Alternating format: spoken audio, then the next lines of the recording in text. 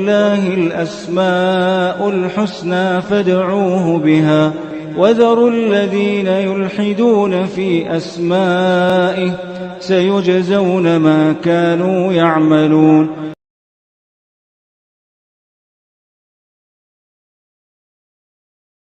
بسم اللہ الرحمن الرحیم، الحمد للہ رب العالمین وبہ نستعین وصلی اللہ وسلم علی سید الانبیاء والمرسلین وعلی آلہ واصحابہ اجمعین ومن تبعہم بإحسان الی یوم الدین، اما بعد۔ انشاءاللہ تعالی اس نشست میں صفات باری تعالیٰ سے متعلق ایک ضروری وضاحت آپ کے سامنے رکھنی ہے۔ وہ یہ ہے کہ ہم پچھلے 10 سال سے اللہ تعالیٰ کے فضل و کرم سے جو صفات باری تعالیٰ سے متعلق دروس دیتے آ رہے ہیں، اس میں اسماء حسنہ سے متعلق بھی گفتگو ہوئی ہے، جیسے اللہ رب العالمین کے کسی ایک مبارک نام کو لے کر کے تفصیلی گفتگو ہوئی ہو، یا اللہ سبحانہ و تعالیٰ کی کسی یعنی صفت سے متعلق گفتگو ہوئی ہو۔ ساتھ میں آغاز میں اگر ہم دیکھیں 2016 کے آغاز میں جو بھی دروس ہوئے ہیں، وہ تقریباً صفات باری تعالیٰ سے متعلق قواعد کی وضاحت پر ہی دروس ہوئے ہیں، اور درمیان میں بھی ایک آدھ مرتبہ کچھ قواعد پر گفتگو ہوئی ہے، اور پچھلے ابھی 3 دروس بھی اسی سلسلے کی کڑی ہے کہ کچھ قواعد میں آپ کے سامنے رکھ رہا ہوں۔ اس نشست میں بھی جو بات مجھے آپ کو بتانی ہے وہ یہ کہ صفات باری تعالیٰ سے متعلق ایک بات یہ ہے کہ کتاب و سنت میں، قرآن مجید میں جو بھی اللہ سبحانہ و تعالیٰ کی صفت ہے، یا احادیث صحیحہ میں رسول اللہ صلی اللہ علیہ وسلم سے جو اللہ سبحانہ و تعالیٰ کی صفات منقول ہیں، ہم اس بات کے مکلف ہیں کہ ہم اس پر ایمان لائیں، اس میں یعنی کسی طرح کی ہم تعویل نہ کریں، نہ تعویل کی گنجائش ہے اس میں، اور نہ ہی تمثیل کی، تکییف کی اس میں جو ہے مطلب ہم اس کے مکلف ہیں۔ دونوں چیزیں جو ہیں مطلب خطا ہیں، دونوں غلط ہیں۔ تعطیل اور تعویل بھی نہیں ہونی چاہیے، اور تکییف اور تمثیل، تشبیہ، تجسیم جو بھی ہو معاملہ، یہ بھی مطلب یعنی انحراف ہے، اور یہ بھی انحراف ہے۔ اہل السنہ والجماعہ کا جو معاملہ اس میں ہر باب کی طرح اس باب میں بھی جو وسطیت کا رہا ہے کہ کتاب و سنت میں جو وارد ہے، جیسے وارد ہے، من و عن اسے قبول کر لیا جائے۔ صحابہ کا جو طریقہ رہا ہے اسی طریقے کو اپنانے کی ضرورت ہے۔ تو جو بات مجھے بتانی ہے وہ یہ کہ ہم جب کہتے ہیں کہ نص جو ظاہر النص ہے، یعنی قرآن مجید میں یا احادیث میں صفات سے متعلق کسی بھی باب سے متعلق، خصوصاً صفات سے متعلق گفتگو ہو رہی ہے، اللہ رب العالمین کے صفات سے متعلق قرآن مجید میں کوئی لفظ وارد ہو، یا حدیث میں اللہ سبحانہ و تعالیٰ کے لیے کوئی لفظ وارد ہو اللہ سبحانہ و تعالیٰ کے صفات سے متعلق، تو ظاہر النص سے جو بات معلوم ہوتی ہے وہی ہمارے ایمانیات کا حصہ ہے۔ لیکن بات آتی ہے ظاہر النص سے کیا مراد ہے۔ اہل السنہ والجماعہ جب ظاہر النص کہتے ہیں تو ان کے پاس ان کی مراد الگ ہے، جو کہ اللہ کو مطلوب ہے، جو کہ رسول اللہ صلی اللہ علیہ وسلم کو مقصود ہے، صحابہ نے جو سمجھا ہے، اور اصل میں سلف جب کہتے ہیں تو صحابہ ہی مراد ہوتے ہیں اصلاً، پھر تابعین، طب تابعین جو بھی ان کے نقش قدم پر ہیں الی یومنا ھذا، آج تک بھی تا قیامت۔ تو صفات کے باب میں جب سلف صالحین جیسے تابعین میں جو ائمہ اعظام ہیں، یا ائمہ اربعہ ہیں، اسی طرح سے کتب ستہ کے مصنفین ہیں، اور پھر اس طرح کی بڑی تعداد میں جو ائمہ محدثین ہیں، ما بعد کے جو علماء ہیں، سلف صالحین، اور ان کے نقش قدم پر جو بھی اہل علم ہیں باقی، تو جب یہ ظاہر النص جب کہتے ہیں تو ان کی کیا مراد ہے، اور اسی طرح سے اشاعرہ ہوں یا پھر معتزلہ ہوں، یہ جب کہتے ہیں ظاہر النص سے یہ مراد ہے، تو پھر دونوں کے پاس ایک الگ الگ مفہوم ہے۔ یہ لفظ مشترک ہے، ایک ایسا لفظ ہے جو ہم بھی استعمال کرتے ہیں، وہ بھی استعمال کرتے ہیں، ایسا ہوتا ہے نا، ایسا کئی معاملات میں ہوتا ہے۔ ہم اس ملک بھارت میں رہتے ہیں، بہت سارے الفاظ ایسے ہوتے ہیں جو دو مقابل لوگ کسی بھی باب میں، کھیل کود کے باب میں ہو، سیاست کے باب میں ہو، یا مذہبی اور دیگر خیالات سے متعلق ہو، دو اگر مقابل کے لوگ ہوں، اس لیے کہ ہمارے ملک میں خیالات متعدد خیالات کے لوگ رہتے ہیں، دنیا بھر کی بات کریں بحیثیت انسان، تو کبھی کبھار ایسا ہوتا ہے نا کہ بھائی میں جو لفظ بولتا ہوں آپ بھی وہی لفظ بولتے ہیں، لیکن یہاں ایک سوال پیدا ہوتا ہے نا کہ اس لفظ کا میرے پاس کیا معنی مراد ہے، آپ کے پاس کیا معنی مراد ہے؟ ہوتا نہیں ہوتا ایسے. پھر تو کوئی کھیل سکتا ہے کہ ہاں آپ نے یہ لفظ استعمال کیا، ٹھیک ہے ہم نے وہ لفظ استعمال کیا، ہمارے پاس اس کا معنی الگ ہے، آپ نے بھی وہ لفظ استعمال کیا، آپ کے پاس وہ معنی الگ ہے، ایسا ہوتا ہے. بالکل ویسے صفات باری تعالیٰ سے متعلق جب ظاہر النص کہتے ہیں تو اہل السنہ والجماعہ جو کہ حقیقت میں صحابہ کی جو نقش قدم پر صحابہ کی جو ہے مطلب نہج پر قائم ہیں، ان کے پاس ظاہر النص جب کہتے ہیں تو بالکل معنی مقصود مفہوم بالکل الگ ہے، جدا ہے. اور جب اہل باطل منحرفین جب کہتے ہیں، اشاعرہ ماتوریدیہ یہ جب کہتے ہیں کہ جو ہے مطلب ظاہر النص، تو ان کے پاس معنی مفہوم الگ ہے. تو یہ بہرحال یعنی فرق واضح ہونا چاہیے ایک سلفی طالب علم کو. اگر یہ فرق واضح نہیں ہوگا تو پھر وہ اسی لفظ کو رکھ کر کے جو ہے مطلب تماشا بنا سکتے ہیں، جسے بناتے آنے جیسے کھیل سکتے ہیں صفات باری تعالیٰ سے متعلق بھی.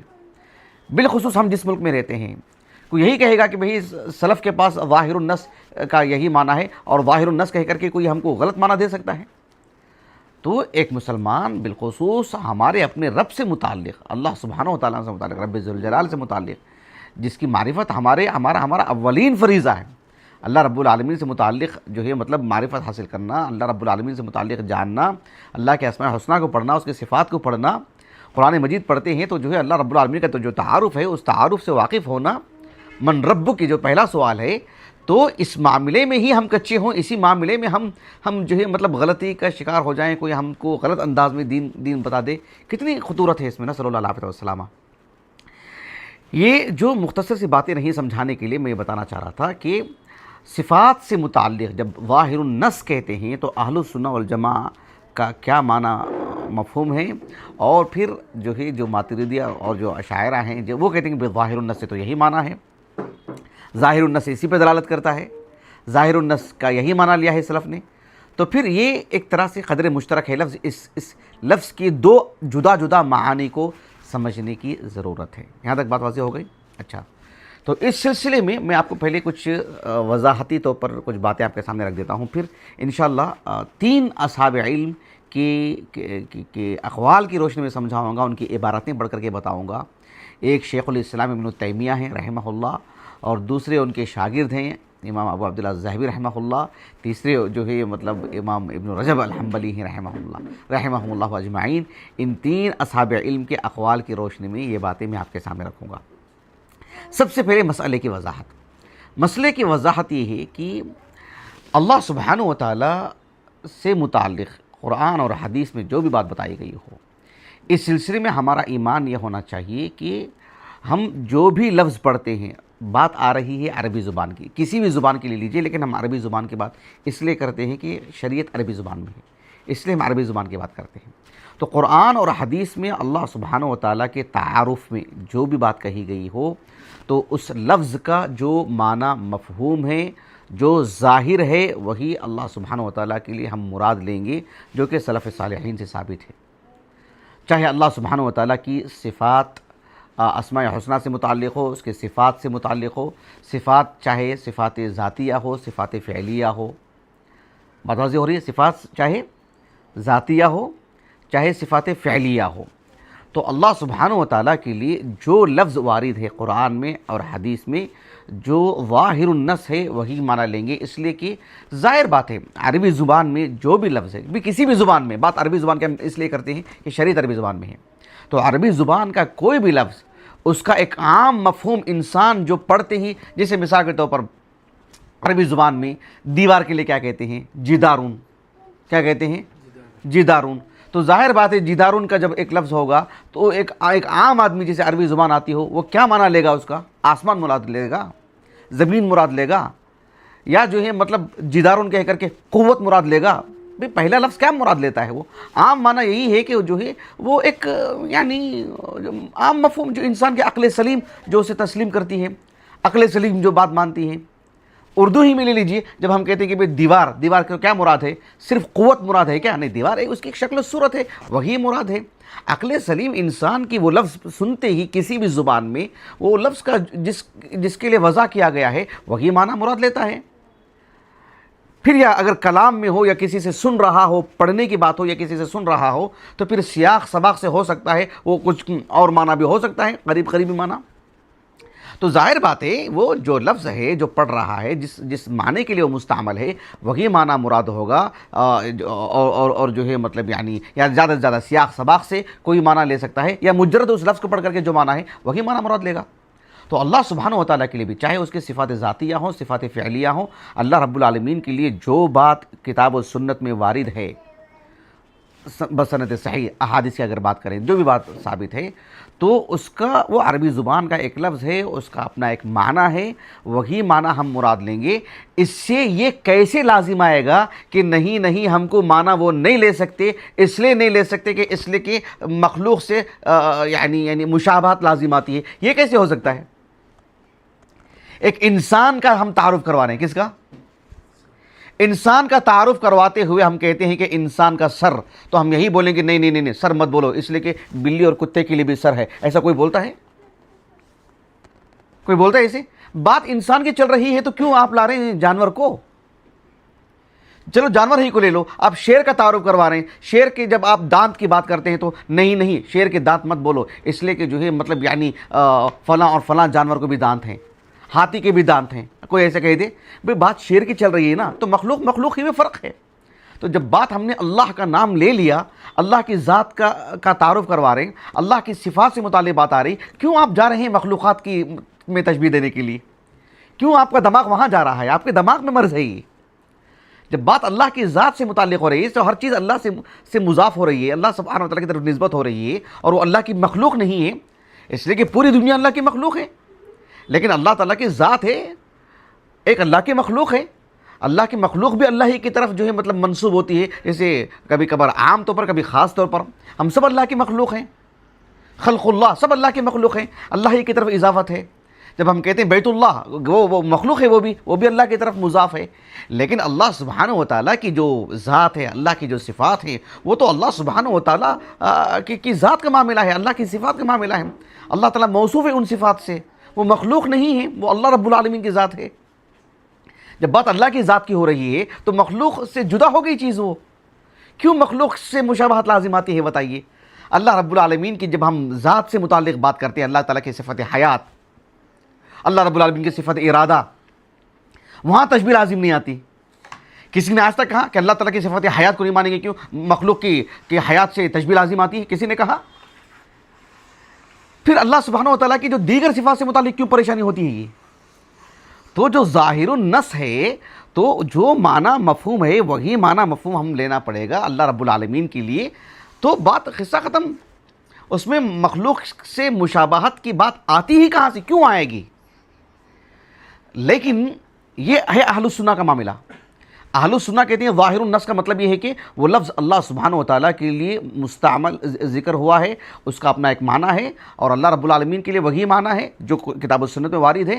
کیفیت ہم کو نہیں معلوم، تکییف کی بات نہیں آئے گی، کیفیت ہم نہیں بتائیں گے کیونکہ ہم اس کے مکلف نہیں، ہم کو نہیں بتایا گیا۔ لیکن اس کا یہ مطلب نہیں ہے کہ ہم تنزیہ کے نام پر مخلوقات سے تشبیہ کا مرض ہمارے دماغ میں آ جاتا ہے کہ تشبیہ لازم آئے گی، اس وجہ سے ہم وہ معنی نہیں لیں گے۔ تو اہل بدعت نے کیا کہا؟ ان سارے نصوص کو سامنے رکھ کر کہا کہ ظاہر النص کا مطلب یہ ہوتا ہے، انہوں نے یہ لکھا، انہوں نے یہ بتایا کہ اس سے مخلوق سے مشابہت لازم آتی ہے ظاہر النص سے۔ یعنی اللہ رب العالمین کے لیے جب کہتے ہیں تبارک الذی بیدہ الملک، اللہ تعالیٰ کے لیے ید نہیں کہیں گے، نعمت مراد لیں گے، قوت مراد لیں گے، طاقت مراد لیں گے، ید مراد نہیں لیں گے۔ کیوں؟ ظاہر النص سے تشبیہ لازم آتی ہے۔ ایسے انہوں نے یہ کہہ کر کے جو ہے مطلب اس میں تعویل کی، یا تعطیل ہی کر دی، یا اشاعرہ نے تعویل کر دی۔ بات واضح ہو رہی ہے آپ کو؟ صفات ذاتیہ میں بھی اور صفات فعلیہ میں بھی، جبکہ اللہ سبحانہ و تعالیٰ کے حق میں ظاہر النص کا جو مفہوم اہل السنہ کا ہے وہ یہ ہے کہ بھئی لفظ کا اپنا ایک معنی ہے، ظاہر النص وہ اللہ کے لیے ہے۔ جیسے ہمارے بارے میں کہتے ہیں تو ہاتھ ہمارا اپنا ایک انداز ہے، ہماری انگلیاں ایک خاص شکل و صورت ہے۔ جانور کے ہاتھوں کی ایک خاص شکل و صورت ہے. ظاہر بات ہے ہم ہاتھ کی کبھی ہم نے نفی نہیں کی کہ بندر کے اور فلاں کے ہاتھ کی مشابہت لازم آ جاتی ہے. مخلوق میں اتنی نزاکت ہے, ہم سمجھتے ہیں کہ بالکل جدا ہے معاملہ. ہمارا اپنا ظاہر الگ ہے, ان کا اپنا ظاہر الگ ہے. تو اللہ سبحانہ و تعالیٰ کے لیے بھی جو بات کہی گئی ہے, ظاہر النص کا تقاضا یہ ہے کہ جو لفظ ہے, جو مدلول ہے, اسی کو ہم باقی رکھیں گے اللہ سبحانہ و تعالیٰ کے لیے. لیکن انہوں نے ظاہر النص کو کیا معنی لے لیا؟ یہ لے لیا کہ ظاہر النص سے تشبیہ لازم آتی ہے. اس لیے کہ جو ہے ید سے یا قدم سے یا جو ہے اللہ سبحانہ و تعالیٰ ہنستے ہیں, اللہ سبحانہ و تعالیٰ کا اس طرح کی جو بھی بات آتی ہے, کہا کہ نہیں, اللہ رب العالمین غصہ ہوتا ہے تو جیسے انسان غصہ ہوتا ہے. جیسے انسان غصہ ہوتا ہے, انسان غصہ ہونے کے لیے کیا ہوتا ہے, اس کا خون کھولنے لگتا ہے. تو اس لیے جو ہے اللہ رب العالمین کے لیے غصہ ہوتا ہے, تو انہوں نے کیا کہ اس کی تعویل کر دی کہ جو ہے مطلب یعنی اس سے تشبیہ لازم آتی ہے. ظاہر النص کا معنی انہوں نے کیا سمجھا؟ ظاہر النص کا مطلب یہ سمجھا کہ جو ہے مطلب یعنی اس سے تشبیہ لازم آ جائے گی, جو انسان کے لیے ہے وہ. ہمارے اپنے ظاہر کو مراد لے لیا انہوں نے. ظاہر النص سے مراد سلف کو مقصود یہ ہے کہ اس لفظ کا جو معنی ہے, جو معنی عربی زبان میں ہے وہ واضح ہے اور وہ اللہ سبحانہ و تعالیٰ کے لیے وہی معنی ہے, لیکن کما یلیق لشانی, کیسے وہ کیفیت ہم کو نہیں معلوم. وہ لفظ اللہ نے اپنے بارے میں استعمال کیا ہے, وہ ہمارے لیے کفایت کر جاتا ہے. ایک دقیق فرق ہے یہ. اس سلسلے میں انشاءاللہ کچھ اقوال آپ کو پڑھ کر کے سناتا ہوں. سب سے پہلے شیخ الاسلام ابن تیمیہ کے حوالے سے رحمہ اللہ, یہ مجموع الفتاوی جلد نمبر جو ہے 6 ہے, جس میں اسماء و صفات سے متعلق بات ہوئی ہے. اور شیخ الاسلام ابن تیمیہ رحمہ اللہ کے ایک عزیز نے ایک سوال کیا تھا آپ سے, اور پھر اس سلسلے میں شیخ الاسلام ابن تیمیہ رحمہ اللہ نے جواب دیا, کافی طویل جواب. میں آپ کو یہاں سے بتاتا ہوں کہ شیخ الاسلام ابن تیمیہ رحمہ اللہ نے کہا کہ جو صفات میں تعطیل سے کام لیتے ہیں, سمجھ رہے ہیں, یعنی معطلہ جو جہمیہ ہیں, ان کی تو بات چھوڑیے, لیکن جو اشاعرہ ہیں جو کچھ صفات کو تسلیم کرتے ہیں, مطلب صفات ذاتیہ میں سے کچھ صفات کو جو ہے تسلیم کرتے ہیں, سبھی صفات کو نہیں, صفات فعلیہ میں وہ جو ہے تعویل کرتے ہیں خاص طور پر. تو ان سے متعلق شیخ الاسلام ابن تیمیہ نے کہا رحمہ اللہ کہ عموماً جن مسائل میں خاص طور پر ہم سے جو ایک طرح کا ایک یعنی اختلاف واقع ہوا ہے, اہل السنہ جو خاص معنی میں اہل السنہ ہے, جن کو اہل الحدیث یا اہل الاثر یا السلفی جسے کہا جاتا ہے, ان کے مقابلے میں جو اشاعرہ ہیں, یعنی کہا کہ ایک اللہ سبحانہ و تعالیٰ کی یعنی استواء علی العرش سے متعلق اللہ رب العالمین کی جو ذات, یعنی اللہ سبحانہ و تعالیٰ مقام مرتبے کے اعتبار سے اللہ رب العالمین یقیناً علو کا معاملہ ہے اللہ تعالیٰ کا, اس میں اشاعرہ کو کوئی اختلاف نہیں ہے. اللہ رب العالمین کی صفت علو, اگر صفت علو اس معنی میں ہے کہ بھئی اللہ تعالیٰ کا مقام بہت بلند ہے, اللہ رب العالمین سب سے عظیم ہے, اس میں اشاعرہ کو کیا کسی غیر مسلم کو بھی جو ہے مطلب اختلاف نہیں رہے گا کہ ہمارا جو خالق ہوگا, جو ہمارا رزاق ہوگا وہ سب سے بلند ہوگا, اس میں کسی غیر مسلم کو اختلاف ہے, اس میں اشاعرہ کے اختلاف کو لینے کی کیا بات ہے. لیکن اللہ رب العالمین کی اللہ تعالیٰ ذات کے اعتبار سے بھی ذات کے اعتبار سے بھی جو علو کی بات ہے, اللہ سبحانہ و تعالیٰ اپنی ذات کے اعتبار سے بھی عرش پر مستوی ہیں, مقام اور مرتبے کے ساتھ ساتھ ذات کے اعتبار سے بھی یہی تو اختلاف واقع ہوا ہے, وہ اسی کو تو اشاعرہ تسلیم نہیں کرتے ہیں. تو یہ مسئلہ ہے, بات واضح ہو گیا آپ کو جی. تو کہا کہ وصف اللہ بالعلو علی العرش, ایک ہے مسئلۃ القرآن, اور تیسرا کہا کہ مسئلۃ تعویل الصفات.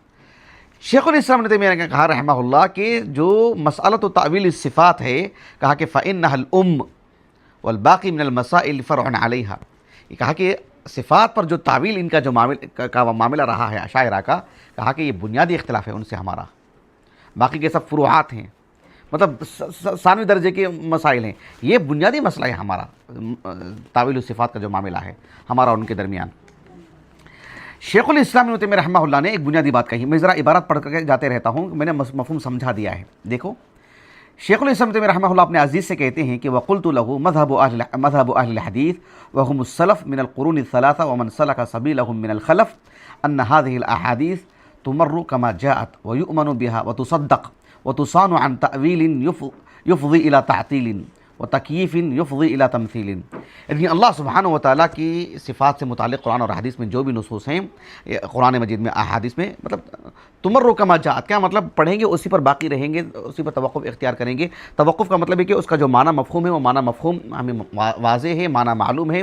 اللہ سبحانہ و تعالیٰ ان صفات سے متصف ہیں, سمجھ رہے ہیں؟ جو اسماء حسنہ ہیں اس کا جو معنی ہے اس سے متصف ہے اللہ سبحانہ و تعالیٰ، اور جو دیگر صفات ہیں انگنت ہیں، بکثرت ہیں، احاطہ کرنا آسان نہیں ہے، ان سب سے متصف ہے اللہ سبحانہ و تعالیٰ۔ جو بھی کتاب و سنت میں وارد ہیں اس پر ایمان لانا ہے، اس کی تصدیق کرنا ہے، اور جو ہے مطلب اس کی تعویل نہیں کرنی ہے کہ بھئی وہ تعویل پھر کریں گے تو وہ تعطیل تک بات چلی جائے، وہ اور جو ہے مطلب اسی طرح سے اس کی ایسی کیفیت بیان کرنا کہ جو ہے مطلب ایک جو تجسیم اور جو تشبیہ لازم آ جائے، دونوں چیزیں جو ہے مطلب انحراف ہیں۔ اچھا، شیخ الاسلام ابن تیمیہ رحمہ اللہ نے کہا وقد اطلق غیر واحد ممن حکى اجماع السلف منهم الخطابی مذهب السلف انها تجری علی ظاہرها مع نفی الکیفیت والتشبیہ عنها وذلك ان الكلام في الصفات فرع على الكلام في الذات يحتذى حذوه۔ شیخ الاسلام ابن تیمیہ رحمہ اللہ نے کہا کہ اللہ سبحانہ و تعالیٰ کی صفات سے متعلق جو گفتگو ہے وہ اللہ تعالیٰ کی ذات پر گفتگو کے اعتبار سے ہے۔ کیا مطلب اس کا؟ بڑی دقیق بات ہے۔ عام طور پر اشاعرہ کو دیکھ لیجئے آپ، اللہ سبحانہ و تعالیٰ کی ذات کی جب بات آتی ہے، اللہ تعالیٰ کی صفت حیات کو تسلیم کرتے نہیں کرتے ہیں، اللہ تعالیٰ کی صفت ارادہ تسلیم کرتے نہیں کرتے ہیں، اللہ رب العالمین کی صفت علم کو مانتے نہیں مانتے ہیں، اللہ رب العالمین کی صفت السمع کو مانتے نہیں مانتے۔ یعنی یہ جو سب صفات کو جو مانتے ہیں نا، ان کو کہتے ہیں صفات عقلیہ۔ مطلب یہ کہ ایک غیر مسلم بھی بھائی ایک انسان ہونے کے اعتبار سے اس کے دل میں بات آتی ہے نا، جس نے مجھے پیدا کیا ہے اس کے لیے تو کبھی موت نہیں ہونی چاہیے، عقل مانتی نہیں مانتی ہے۔ اس کے لیے قرآن اور حدیث سے ثابت ہونا ضروری ہے، اس کے لیے قرآن اور حدیث سے ثابت ہونا ضروری ہے۔ میں بحیثیت انسان زندہ ہوں، میرے لیے ایک ارادہ ہے، میں نے ارادہ کیا اٹھانے کا، میں نے اٹھا لیا، میں نے ارادہ کیا وہاں جانے کا، میں چلا گیا۔ تو میرا جو ارادہ ہے، میں اپنے ارادے کے اعتبار سے اپنے دائرے میں رہ کر کے جو بھی میرا ارادہ میں جو کرتا ہوں، کیا میرے اندر یہ خیال نہیں آتا ہے کہ جو میرا معبود ہوگا اس کے لیے ارادہ بھی ہوگا، وہ جو چاہے گا کرے گا؟ اس کے لیے وحی کی روشنی میں ہی میں ماننا ضروری ہے۔ یہ انسان اپنی فطری اعتبار سے اس کو تسلیم کرتا ہے کہ میرا معبود ایسا ہوگا، اسی کو کہتے ہیں صفات عقلیہ۔ تو یہی چیزیں یہ تسلیم کرتے ہیں جو کہ صفات عقلیہ ہیں۔ لیکن صفات خبریہ کی جب بات آتی ہے، صفات خبریہ کا مطلب کیا ہے؟ جو باتیں کہ ہم کو صرف رب العالمین نے وحی کے ذریعے سے ہم کو بتائی ہیں، اس کے بغیر ہم کو نہیں معلوم۔ اللہ رب العالمین کے لیے چہرہ ہے، ہم کو پہلے نہیں معلوم تھا، یہ وحی کے ذریعے سے ہم کو معلوم ہوا۔ اللہ کے لیے دو ہاتھ ہیں، ہم کو نہیں معلوم تھا۔ اللہ کے لیے انگلیاں ہیں، ہم کو نہیں معلوم تھا۔ اللہ کے لیے مٹھی ہے، ہم کو نہیں معلوم۔ اللہ سبحانہ و تعالیٰ کے لیے قدم ہے، ہم کو نہیں معلوم۔ اللہ رب العالمین کے لیے یعنی دو آنکھ ہیں، اس کا ہم کو علم نہیں تھا۔ کان کا ذکر نہیں ہے، ہم اس کو تسلیم نہیں کرتے ہیں، مانتے نہیں، نہ ہمارے اندر ہم کوئی ایسی بات لے کر آتے ہیں۔ جو چیز وارد ہی نہیں ہے ہم اس کو تسلیم ہی نہیں کریں گے۔ لیکن جو چیز وارد ہے، جو وحی کی روشنی میں ہم کو خبر مل رہی ہے، انہی کو امام طبری نے کہا نا رحمہ اللہ، یعنی یہ صفات ہے، صفات خبریہ ہیں۔ تو یہ ثابت ہو جانے کے بعد اس کا انکار، یہ تو کفر لازم آتا ہے اس سے، کہ اللہ نے اپنے بارے میں کہہ رہے ہیں تم کون ہوتے ہو بے انکار کرنے والے، کہ اور تعویل کیوں کرتے ہو؟ تو یہی بات شیخ الاسلام تیمیہ نے کہی رحمہ اللہ کہ ذات سے متعلق جب تمہارا نقطہ نظر ہے کہ اللہ تعالیٰ کی صفت حیات کو تسلیم کرتے ہو، اور کبھی یہ نہیں کہتے کہ اللہ تعالیٰ کی صفت حیات کو ہم نہیں مانیں گے، کیوں؟ اس لیے کہ مخلوق میں بھی صفت حیات ہے تو تشبیہ لازم آتی ہے۔ تو اسی کو رکھ کر کے، قاعدے کو رکھ کر کے ہر صفت کو کیوں نہیں مانتے جو اللہ تعالیٰ نے اپنے لیے کہی ہے؟ اللہ کے ساری صفت پر ایسے کیوں ایمان نہیں لاتے ہیں؟ تو آپ نے بڑی اہم بات کہی۔ لیکن آگے کی جو بات ہے، دیکھو یہ بات جو میں آپ کو سمجھانے جا رہا ہوں کہ ظاہر کا جو لفظ ہے نا، ظاہر، یہ اہل السنہ کی زبان پر آپ جب سنیں گے ظاہر النص، ان کے پاس الگ مقصود ہے۔ جو اہل بدعت ہیں، اشاعرہ وغیرہ، ان کے پاس جب ہم کہتے ہیں ظاہر النص، ان کے پاس الگ مقصود ہے۔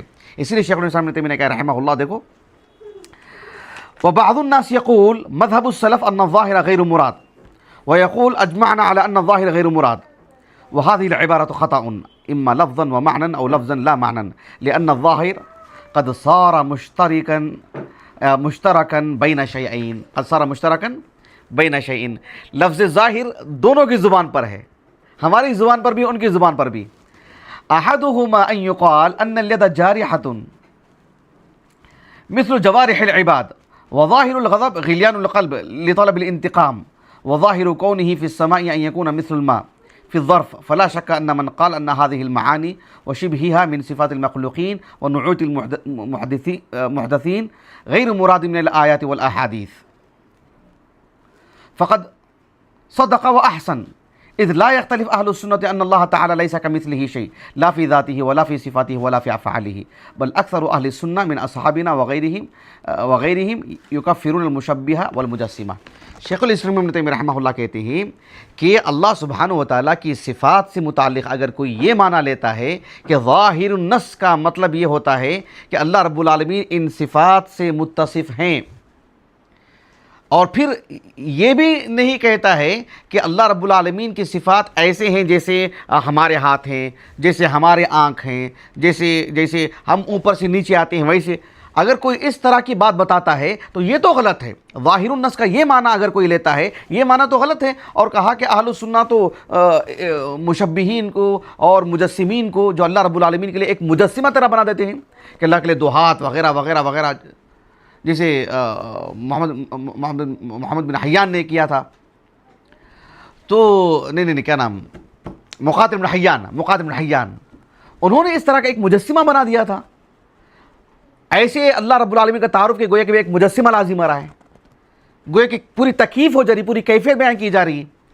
کہا کہ یہ تو غلط ہے، اور کہا کہ یہ بھی غلط ہے کہ اللہ سبحانہ و تعالیٰ کی صفات کو اس کا ظاہری معنی کہہ کر کے یہ بتا دینا کہ اللہ رب العالمین کے جو ہے ان صفات کو ماننے سے تشبیہ لازم آتی ہے، یہ کہنا بھی غلط ہے.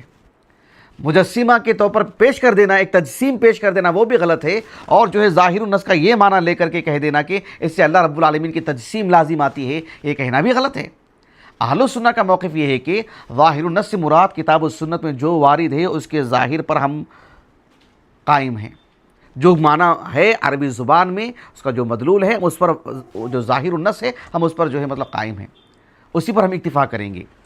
یہ اصل چیز ہے. اسی لیے شیخ الاسلام ابن تیمیہ رحمہ اللہ نے کہا کہ اس کے دو معنی آتے ہیں. ایک معنی یہ ہے، اور دوسرا معنی کیا ہے؟ دوسرا معنی یہ ہے کہ ان هذه الصفات انما هي صفات الله سبحانه وتعالى كما يليق بجلاله نسبتها الى ذاته المقدسه كنسبت صفات كل شيء الى ذاته. بات واضح ہوگی نا آپ کو؟ شیخ الاسلام ابن تیمیہ رحمہ اللہ کہہ رہے ہیں کہ ظاہر جب کہتے ہیں تو اہل السنہ کے پاس یہ ہے کہ کتاب و سنت میں جو بات ہے جس طرح سے ہے ظاہر النص پر ہم قائم ہیں.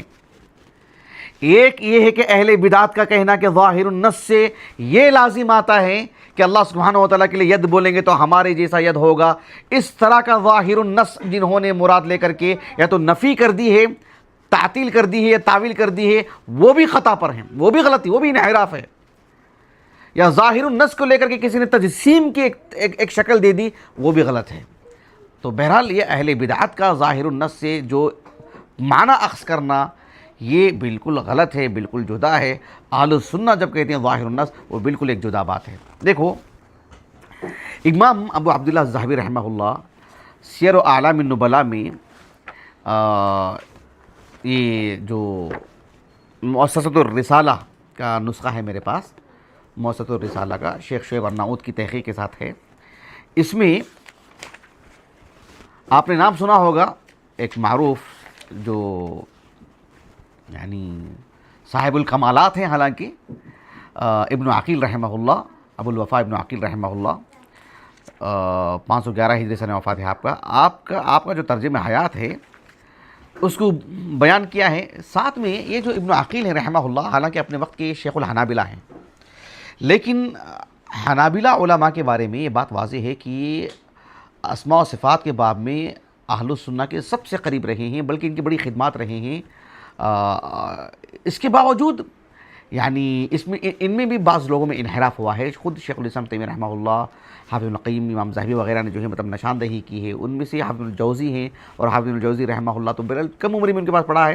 ان کے استاد جو ابن عقیل ہیں رحمہ اللہ، ان سب میں جو ایسا انحراف آیا ہے، متضاد شخصیت ایک طرح سے، یعنی ایک طرف جو ہے مطلب اہل السنہ کی نمائندگی بھی کی ہے، الانتصار لاصحاب الحدیث، اور ایک طرف بالکل اعتزال کی گود میں جا کے بیٹھ گئے ہیں. یہ ایسا بھی ہوا ہے جیسے کہ امام ذہبی نے کہا رحمہ اللہ. تو اسی لیے امام ذہبی رحمہ اللہ نے کہا کہ دیکھو وَأَخَذَ عِلْمَ الْعَقْلِيَّاتِ عَنْ شَيْخِ الْاعْتِزَالِ ابی علی بن الولید وابی القاسم بن التبان صاحب ابی الحسین البصری فانحرف عن السنہ.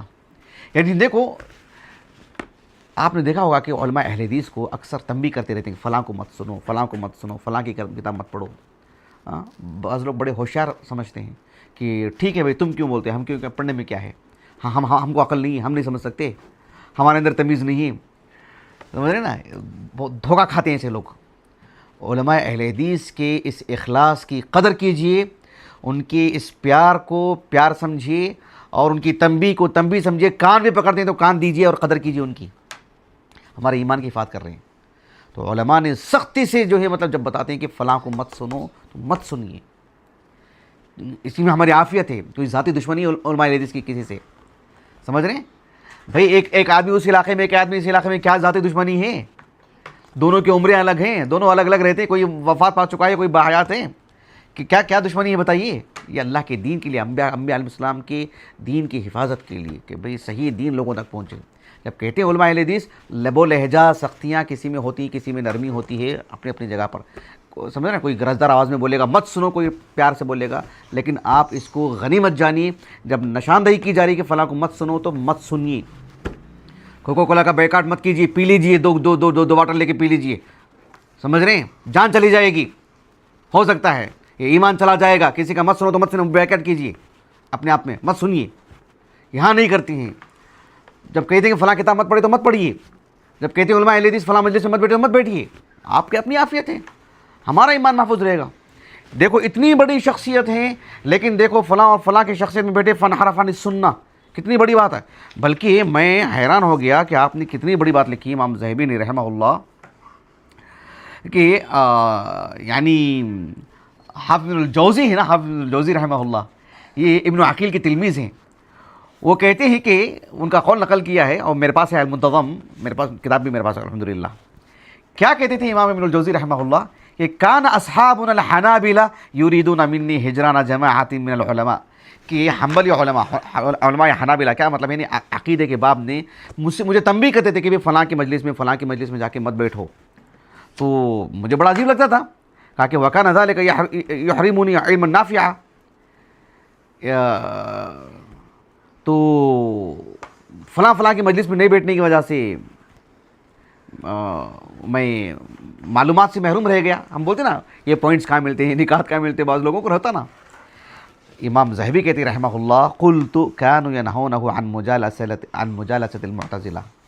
علماء ربانیین نے معتزلہ کی مجالست، ان کی مجلسوں میں جا کے بیٹھنے سے منع کیا. کیوں منع کیا؟ اس لیے منع کیا کہ دین نکل جائے گا تمہارا. لیکن دیکھو وَيَأْبَى حَتَّى وَقَعَ فِي حَبَائِلِهِمْ، منع کر دیا ان کو، حتیٰ کہ جا کے ان کے گود میں جا کے بیٹھ گئے، ان کے ہم نشیں ہو گئے. وَتَجَسَّرَ عَلَى تَأْوِيلِ النُّصُوص، پھر اتنی جرت آ گئی، اتنی جسارت کی جو نصوص پر تعویل کرنے لگے. سبحان اللہ، ان کی مجلس میں بیٹھنے کی وجہ سے، نسأل اللہ السلامہ. سمجھ رہے ہیں آپ؟ یہ صورتحال ہوتی ہے. تو یہ سب مسائل ہیں، اللہ تعالیٰ حفاظت فرمائے.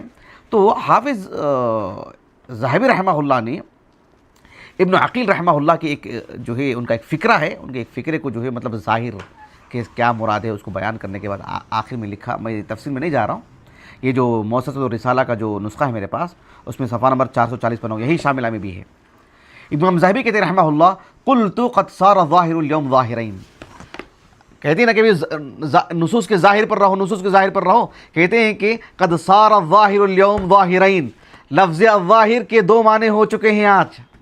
امام ذہبی اپنے دور میں کہہ رہے ہیں رحمہ اللہ احدہما حق والثانی باطل. دیکھو کہ ظاہر النص کون کہہ رہے ہیں وہ دیکھو. جب سلفی علماء کہہ رہے ہیں تو ظاہر النص ایک صحیح معنی ہے. جب اشاعرہ کہتے ہیں ظاہر النص، ان کا ایک الگ معنی ہے. کہا کہ فالحق ان یقول انه سمیع بصیر مرید متکلم حی علیم کل شیء ہالک الا وجہہ خلق آدم بیدہ وکلم موسیٰ تکلیما واتخذ ابراہیم خلیلا وامثال ذلك فنمره على ما جاء ونفهم منه دلالة الخطاب كما يليق به تعالى ولا نقول له تعویل يخالف ذلك. اللہ اکبر، اللہ اکبر، جزاک اللہ خیرا. امام ذہبی نے کہا رحمہ اللہ تعالیٰ کی صفات ذاتیہ، کل صفات ذاتیہ جو بھی کتاب و سنت میں وارد ہیں، کل صفات فعلیہ، کیونکہ سبھی کو آپ نے ایک جا کر دیا ہے. سارے صفات سے متعلق نمرہ علی ما جاء، جیسے ہے ظاہر النص پر ہم قائم رہیں گے، باقی رہیں گے، وہی معنی لیں گے. اللہ تعالیٰ سے متعلق ہم اسی طرح سے متعارف ہوں گے اور اس میں ہم کوئی تعویل نہیں کریں گے. وَنَفْهَمْ مِنْهُ دَلَالَةَ الْخِطَابِ كَمَا يَلِيقُ بِهِ تَعَالَى. یہ ظاہر اگر ظاہر النص ہے تو کہا کہ یہ صحیح بات ہے، یہ حق ہے. یہ والظاہر الآخر وهو باطل والضلال یہ کیا ہے؟ یہ ان تعتقد قیاس الغائب علی الشاہد وتمثل الباری بخلقی، یعنی اللہ سبحانہ و تعالیٰ کے لیے ظاہر النص کہہ کر کے اللہ تعالیٰ کے لیے صفت ید ہے، تو کہا کہ نہیں، اللہ رب العالمین کو تو ہم نے دیکھا نہیں، لیکن جس کو ہم دیکھ رہے ہیں انسان کو، اس کے ہاتھ کو رکھ کر کے ہم کہنے کہ بھئی تشبیہ لازم آتی ہے، یہ ظاہر النص سے ہم یہ معنی نہیں لیں گے، یہ ظاہر ہم معنی نہیں لیں گے۔ پھر کیا ہوگا؟ ہم دوسرا ہی معنی لیں گے۔ کون سا معنی لیں گے؟ نعمت مراد لیں گے، قدرت مراد لیں گے۔ سمجھ رہے ہیں آپ؟ کہا کہ ان تعتقد قیاس الغائب علی الشاہد وتمثل الباری بخلقه تعالى الله عن ذلك بل صفاته كذاته فلا عدل له ولا ضد له ولا نظير له ولا مثل له ولا شبيه له ولا شبيه له وليس كمثله شيء لا في ذاته ولا في صفاته وهذا امر يستوي فيه الفقيه العام والله اعلم۔ کیا بات کہی ہے امام ذاہبی رحمہ اللہ۔ تو ظاہر کے دو معنی ہیں، ایک اہل السنہ کے ہاں، ایک جو ہے حافظ بن رجب الحنبلی رحمہ اللہ کی طرف سے بھی ایک بات بتا دیتا ہوں آپ کو، یہ صحیح بخاری کی شرح ہے فتح الباری۔ حافظ بن رجب الحنبلی رحمہ اللہ نے جن کا آپ کا جو انتقال ہوا ہے 795 ہجری کو، اس وقت حافظ ابن حجر رحمہ اللہ کی عمر لگ بھگ جو ایک 20 سال عمر تھی اس وقت۔ حافظ ابن حجر اس وقت کتنی عمر کے تھے؟ لگ بھگ 20 سال کی عمر کے تھے، اور آپ نے اس وقت فتح الباری لکھنے کا ارادہ بھی نہیں کیا تھا، ابھی آپ نے اپنے سلسلے میں سوچا بھی نہیں تھا اپنی شرح لکھنے سے متعلق۔ تو بہرحال ابن حجر رحمہ اللہ نے اپنی فتح الباری میں بھی دو جگہ پر اس فتح الباری کا بھی ذکر کیا ہے۔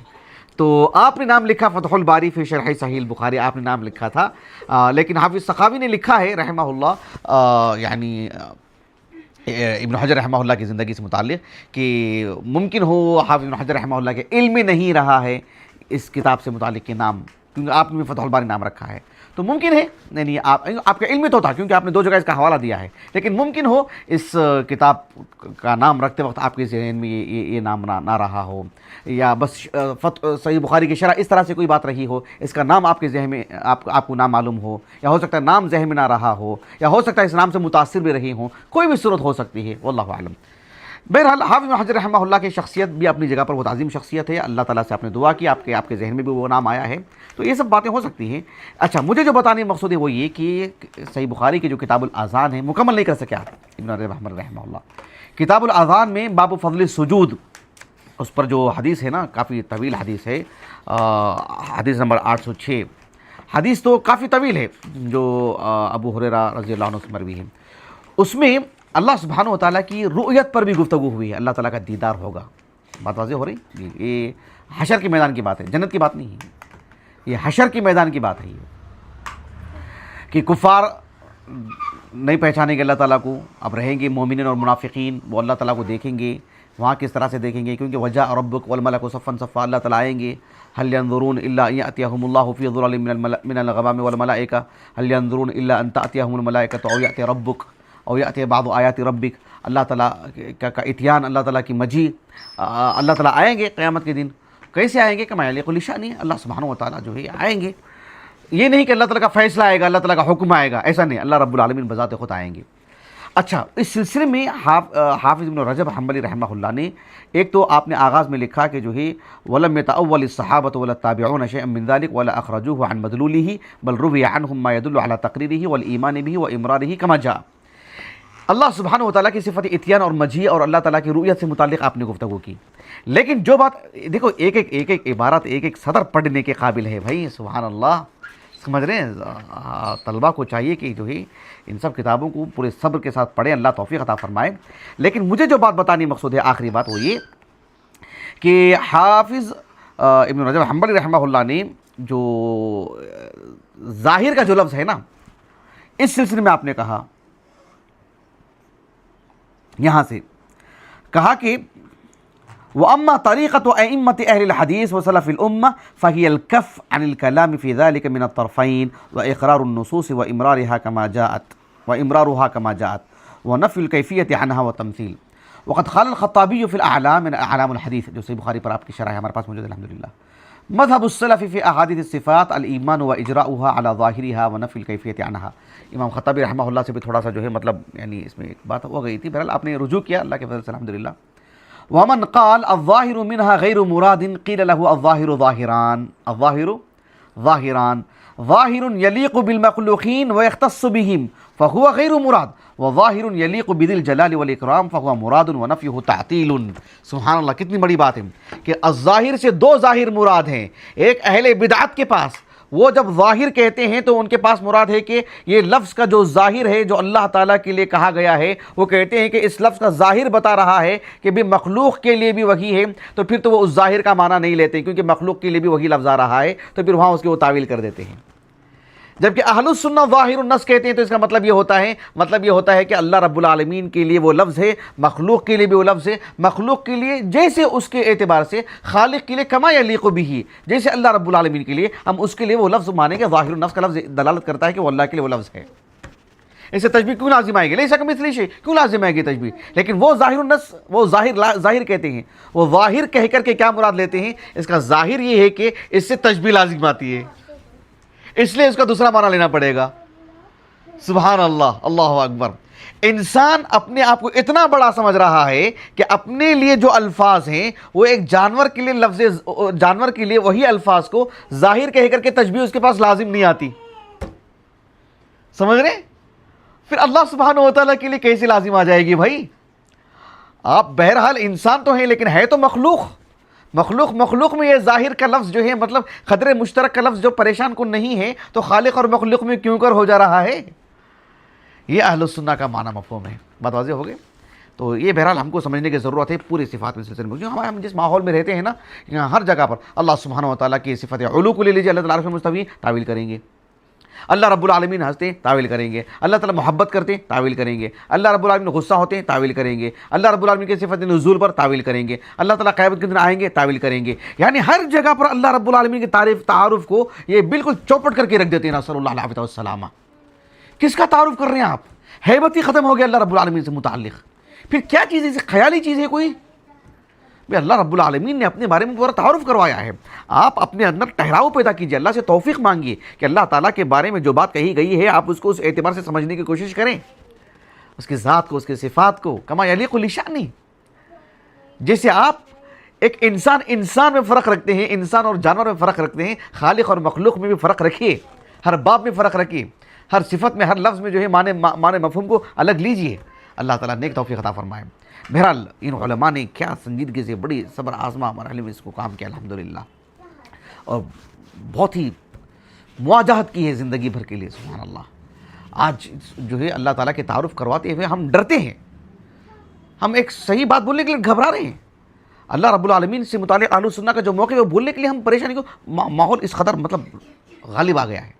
ایسے میں یہ بات بولنی چاہیے، دھیرے دھیرے لوگ سمجھیں گے انشاءاللہ تعالیٰ. اور پھر یہ سب مسائل سمجھانے میں تکلیف بھی ہوتی ہے ہم کو. اس لیے تکلیف کیوں ہوتی ہے؟